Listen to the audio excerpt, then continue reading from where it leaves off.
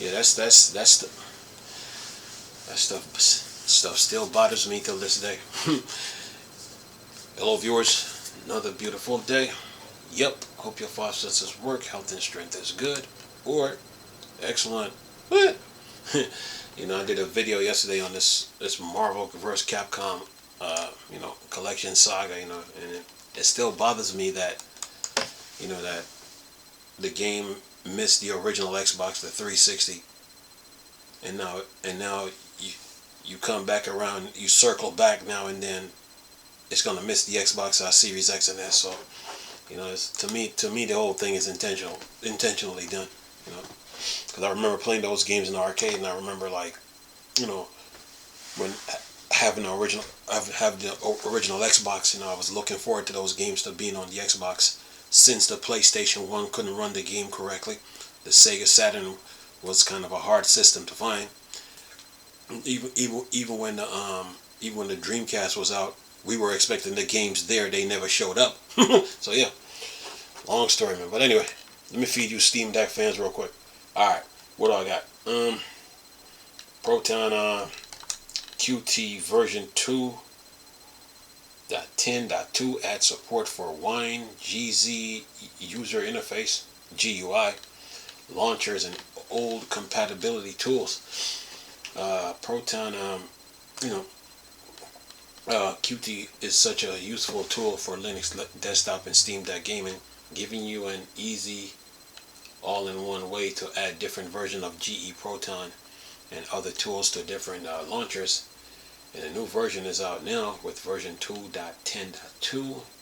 Use this to install the GE Proton for Steam, Heroic, Lutris, and others, and support other compatibility tool like Lextrapedia for running native Linux game engines for games on Steam too. It says from the changelog features, install GE Proton, Wine GE, TKG, Lextrapedia, Boxtron, and Steam Tinker Launch, etc. for Steam, Lutris, Heroic Game Launcher, and Boxtron, optimized for game and /console handheld. Gamepad support tests on Ubuntu 18.4 or newer, Fedora 34, and Manjaro 20.2. Says changelog add support for Wine GZ UI launcher, allow installing older compatibility tools, add a load more button, remove D8VK in favor of DXVK. Woohoo! D8VK was merged into DXVK. Man, that's that. So yeah, another update for you Proton fans. Yeah, got you covered, man. Alright, what else we got? Oh, speaking of wait a minute. Speaking of Proton, GE Proton now. GE Proton 9 through 11 release with fixes for Dragon Age Inquisition and WRC4. So another release of GE Proton / Proton GE with version 9 through 11, updating various stuff behind the scenes, along with some more games specific fixes for Linux desktop and Steam Deck gaming. The highlight of this release includes update Wine to latest Bleeding Edge, update DXVK to latest Git, update VKD3D Proton to latest Git, import upstream Proton changes, rebase staging, add X input patch for Dragon Age Inquisition. Thanks. It said Kimura 1. Now Proton fixes. Add Proton fix and Steam game ID and var to trigger Dragon Age Inquisition X input patch. Allowed to work with EA version UMU. Add Proton to Flowers. Leave volume series. Add Proton fix for the last Blade. Add Proton fix for GOG Beyond Good and Evil. Add Proton fix for WRC4, and it says in Okay, Dragon Age is Steam Deck verified. Okay, that's Veilguard. So yeah, you Steam Deck fans are covered. You and your updates. All right, what else we got? Let's see here. Another another Proton update. Yep. Says here. Says here. Whoops. Okay, we did that. Okay, we did that. Okay. So wait a minute. So if that is that, then a Wine update. Says here. Wine 9.14 released with more ODBC window driver. Just before the weekend was over, another development release of the Windows compatibility layer, Wine 9.14, was released. This is a large part of what makes Valve Proton able to do its thing. And what's new for the changelog mail slot re-implement using server-side IO, more support for ODBC Windows driver, still more user 32 data structures in shared memory, various bug fixes, plus there's fixes for Civilization 1, Tom Clancy's Splinter Cell Conviction, I Am Alive, Unreal Engine 5.2, Act of War, and then Warlords 3. Yeah, Wine. Yep. Alright, what else we have here on the Steam Deck front? Let's see, we did that. Okay, what's another one here? Control your cooling on Linux with Cooler Controls version 1.4 brings AMD GPU RDNA 3 fans support. Yeah, you may want to add better thermal paste to that, but anyway, a really feature-rich application here for those of you who want a bit more control of your cooling on Linux. Cooler Control version 1.4 just released, bringing more hardware support and various improvement. Not only is it filled full of option, it also is pretty good looking while remaining simple enough that pretty much anyone can understand it. And then it says here's all that's new in version 1.1.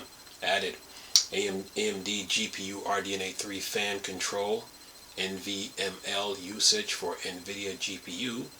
It says replace CLI tools, proper AMD GPU device names for DRM drivers, PCIe lookup for HWMon device, various testing scripts for testers.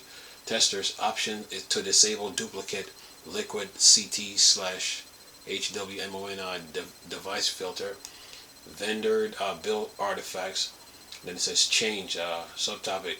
Major TARI upgrade includes independencies, chart RPM/megahertz axis scaling limit removed. Improve testing artifacts in merge pipeline. Clean up some log message. Force application to speed settings when applying a profile to an additional device channel. Extend max sensor name length and overflow. And then another subtopic. Fix top level icon under KDE Wayland. Issue with GPU frequency chart. Color not persisting. Handling HWMon fan RPM. Invalid value. Issues with liquid CTL device initialization response for some devices.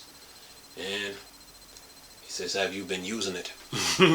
Anyway, okay, what's next?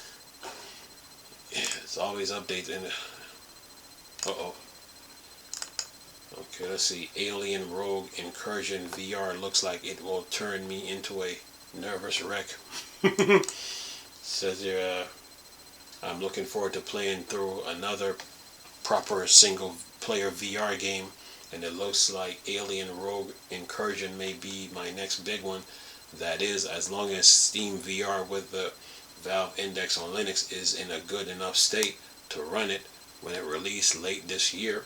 A new trailer went live showcasing the protagonist and some actual gameplay to check it out below. And Says here, having to pull up the motion scanner is absolutely going to wreck my heart.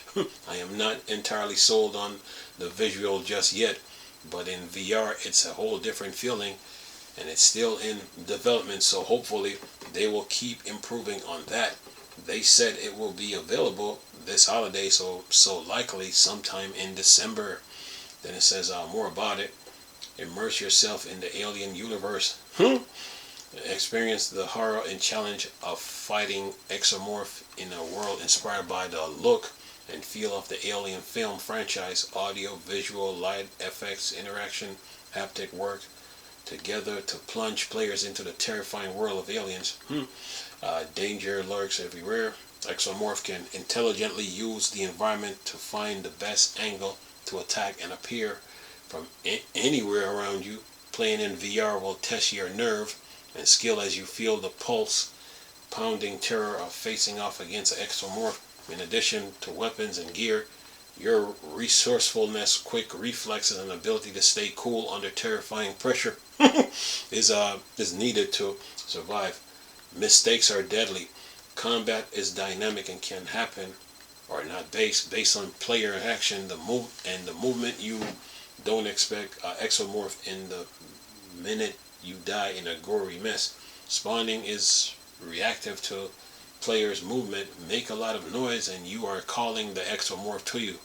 So basically you got to use stealth. It says in combat with exomorph, death is very much an inevitable reality.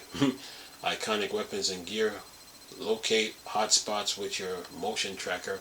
Unleash the hailstorm of bullets. Fire with your pulse rifle, shotgun, and more from your arsenal to battle the perfect organisms. Follow it on Steam. Alright, what else we got? That game is for those alien fans who's been a fan of the movie since it came out. Anyway, says please touch the artwork. Please touch the artwork too. Adds Linux support. Says here, while it was already playable with Proton, the developer of Please Touch the Artwork 2 has added a native Linux version announced in a Steam post on Friday, 26 June. They mentioned, I'm happy to announce that Please Touch the Artwork 2 is now available on Linux with a native build.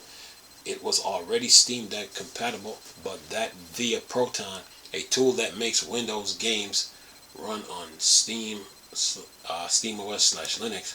It's also still 1000% free. And it says here more about it. Touch the artwork and help a lost skeleton artist find its way home in a surreal hand-painted universe. Collect an object for its quirky inhabitants, solve casual puzzles, and restore cracks in the fabric of the painting. This slow-paced, relaxing adventure was carefully crafted from works by James Ensor, a Belgian pioneer in the world of modern art. Free on Steam. Yep. Anyway. Yep. That's all the news I got on the gaming front with Linux. Let me see. Hold on for a minute. Let me see if I got anything new here. Yeah, you Steam Deck fans, you're covered. News, deals, games, update, the usual.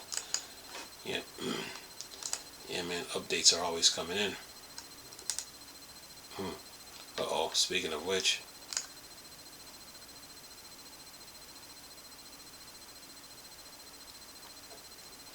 Okay, I got some news here. Uh-oh, got a couple of them. I thought I was done here. Let's see here. Alright, let's see how we're going to get this done here. Okay, PC Games End. What do you have? Show me. Yeah. Let's see. Anything? Okay. I saw this. Neo Win has something, so I'm not no Harry Potter fan. Sorry, just ain't. I'm not a Harry Potter fan, man. Nope. Says here, Harry Potter Quidditch Championship gameplay unveiled out in September. Says here, Warner Brothers first revealed it's had a brand new Quidditch video in development back in 2023, but it took until June of this year for its official unveil. Harry Potter Quidditch Championship for the masses. Today, the publisher gave a first look at the title gameplay, iconic faces that will appear in its character creation, while also kicking off pre-orders. Watch the new trailer. Yeah, I'll leave it. I'm just not a fan of Harry Potter. Just ain't. Anyway, almost any Harry Potter fan will be familiar with the game Quidditch from the book or movies, where two teams take flight in the broomstick of magic-based sport games. The title will offer a single-player career mode as well as online competitive mode for multiplayer fans. Then it says here featuring iconic wizarding world location characters reference that fans will love. Harry Potter's championship rush for flying up across the legendary areas as either a beater, chaser, keep, or seeker in a variety of modes, from backwards battles in the Weasley Borough of the high-stakes showdown at the Quidditch World Championship. Players will soar into legendary arenas, play as or against iconic characters such as Harry Potter, Ron Weasley, Hermione Granger, and many others. And pre-orders for both Standard and Deluxe Edition have gone online for all platforms too. Standard comes in at $29.99. Deluxe will set fans back $39.99. The latter version comes touting Slytherin, Hufflepuff, Ravenclaw, Gryffindor cosmetic packs, as well as 2,000 gold coins earned by playing to spend in the game from the get-go. So it says Harry Potter Quidditch Championship coming to PC, Xbox, PlayStation 4, Xbox Series X and S, and PlayStation 5 September 3rd. It says the Nintendo Switch version is no longer landing alongside other platforms. Still, it currently has a 2024 holiday or season launch window attached to it. Moreover, PlayStation Plus members will be able to jump into the game from launch through September 30th as part of the special offer for no extra cost. So basically, the Switch 2, maybe when the Switch 2 comes out, this game might show up on the Switch 2. So yeah, Harry Potter. See, Harry Potter ain't for me, so I'm not into those. That's not my type of game. Nope. All right. Now, let's see. What else we got on the gaming front? Okay. I don't know. Let's see. I just seen something else too. Oh yeah. All right. Okay. Here's another one. Embracer Group Paleon will publish Skydance New Media Marvel 1943 Rise of Hydra in 2025. Oh yeah, this has the video too, so I will leave it in the description box. Says here, got to keep you guys up to date. Says here, an upcoming highly anticipated single-player game set in the Marvel Universe now has a publisher. Paleon, a division of Embracer Group, has revealed it will publish Marvel 1943 Rise of Hydra. And Paleon stated that the game from developer Skydance New Media will be released sometime in 2025. Skydance New Media is a division of Skydance Media, the entertainment company best known for helping to fund a number of big-budget movies like The Last 4 Missions, Impossible Movie, Top Gun Maverick, and more. Earlier this month, it also announced plan to merge with Paramount. Says Skydance New Media is the company internal development studios. In 2022, it revealed some detail of the first game. The Marvel-based game developed by Uncharted 1-3 creative director Amy Hennings was set in the World War II, features Captain America and Black Panther as its main characters. Earlier this year, the game got its current title along with the story trailer. Yeah, I will leave that in the description box. It says here's a quick summary of the game's storyline. As the gamer narrative unfolds, players will assume the role of 4 central characters: a young Steve Rogers, aka Captain America, Azuri, T'Challa grandfather in World War II era Black Panther Gabriel Jones, a U.S. soldier member of the Howling Commandos, and Neely, a Wakandan spy embedded in occupied Paris. Then it says Marvel 1943 Rise of Hydra will also use Epic Unreal Engine 5.4. So far, developers have not mentioned which platform will make the game available. But it says the published deal represents one of the first major deals announced by a division of Embracer Group after it sold off a number of its division to other companies such as 2K Games, Saber Interactive earlier this year. Embracer also announced that plans to break itself up into 3 standard-alone entertainment gaming companies. Those plans are expected to be completed sometime in 2025. So, there, 2025. 2025 Marvel Rise of Hydra. So, this article has a trailer. I'll leave the link in the description box. Yep. You see that Harry Potter, it ain't, and that Harry Potter kind of deals with witchcraft, so it's not for me. So, yeah, not my type of game. Anyway, anything else? See, anything else? Oh, cool. No, anything else? Should be one more here. Oh, PlayStation revealed its Sony revealed its PS5 Astrobot DualSense wireless controller. Pre-order starts August 9th. Alright, you PlayStation fans are good. Okay, let's see. What else we got? Let me get this.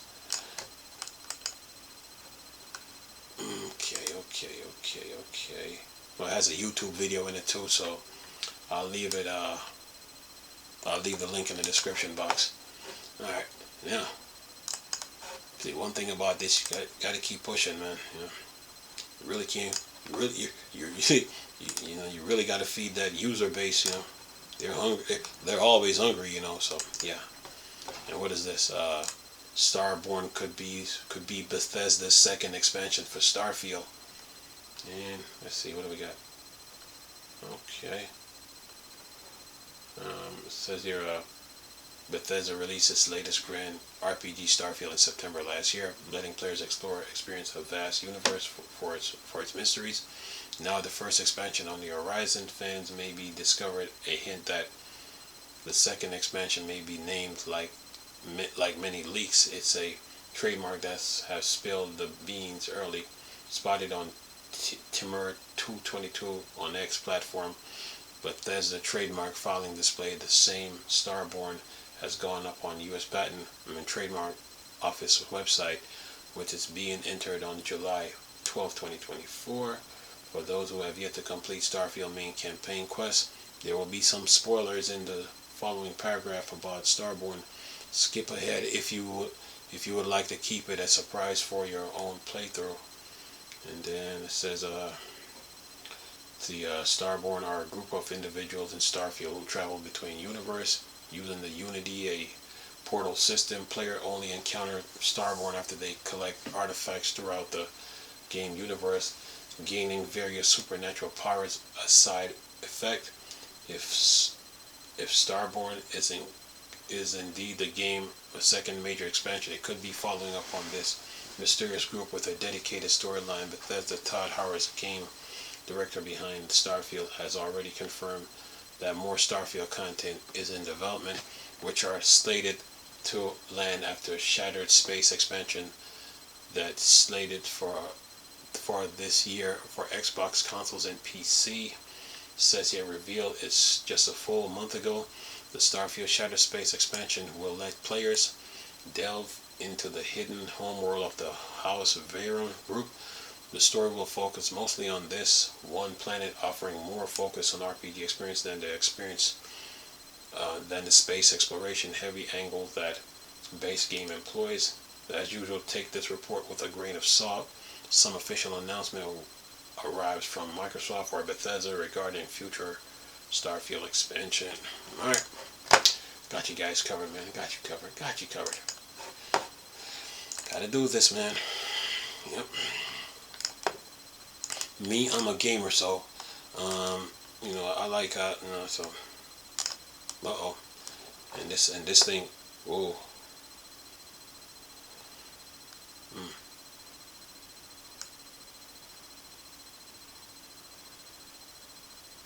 Here's another one. I might put this in there too, so this is for okay, it says um Double Fine release of a final 90-minute chapter of its huge Psychonaut 2 documentary. It says in August 2021, developer Double Fine releases long-awaited third-person action platform game sequel Psychonaut 2. During the long-term development of the game, Double Fine was acquired by Microsoft in 2019 and joined its stable of Xbox Game Studio team. During the making of the game, Double Fine and the company Player Production took the time to film the development of Psychonaut 2 from start to finish. The result was a huge multi-part production called Psych Odyssey. This week, earlier 3 years after the release of Psychonauts 2, Double Fine released a final chapter of that documentary on its YouTube channel. And then it says, the third and final chapter titled What We Wrote is over the 90-minute long all by itself. It serves as an epilogue to release of the game itself on Double Fine's transition after Psychonauts 2 to return to development smaller than projects after several years it took to get the game. With the release we wrote down, you can watch all 33 chapters of the documentary on Double Fine's YouTube channel. And it says, in addition to the YouTube version, fans of physical media can now pre-order Blu-ray edition of Psych Odyssey right now for limited run games for $74.99. It includes the entire series remastered for 4K resolution, plus deleted scenes, new interviews, Double Fine previously unreleased version of any of the Psychonauts, and more. Only 2,000 copies of the Blu-ray edition will be made. Each will be individually numbered. And it says, and what about Double Fine featured games? Since the release of Psychonaut 2 nearly 3 years ago, we still don't have any info on what the developer next projects will be for Microsoft Xbox Game Studios. Alright, well, I'll leave the YouTube videos and links in the description box.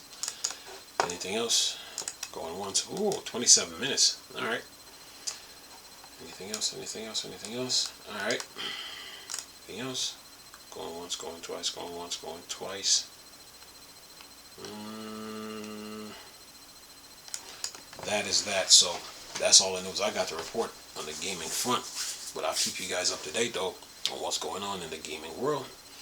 Gaming industry keeps on moving. So yeah, I'll leave all the links in the description box. Hope you guys enjoy the news. Take care of yourself. Stay safe out there. Nice talking to you people again. Chris, still a Star Wars and Star Trek thing. Board, Dark Side. Go. Peace.